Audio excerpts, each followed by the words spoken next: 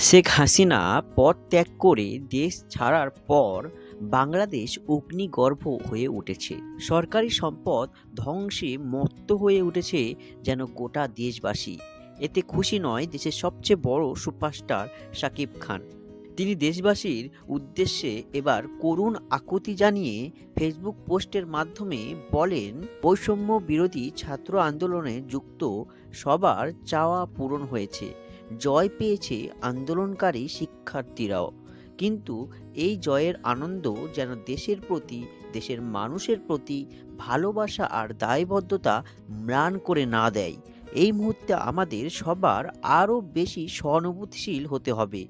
মনে রাখতে হবে, সবার আগে দেশ, দেশের মানুষ, দেশের ভাবমূর্তি এবং দেশের সম্পদ। জাতি, ধর্ম, বর্ণ নির্বিশেষে দেশের সব মানুষ যেন নিরাপদে থাকে এবং দেশের সম্পদ সুরক্ষিত থাকে। আসুন আমরা সেই চেষ্টা চালিয়ে যাই। এটা আমাদের নৈতিক, সামাজিক এবং রাষ্ট্রীয় দায়িত্ব।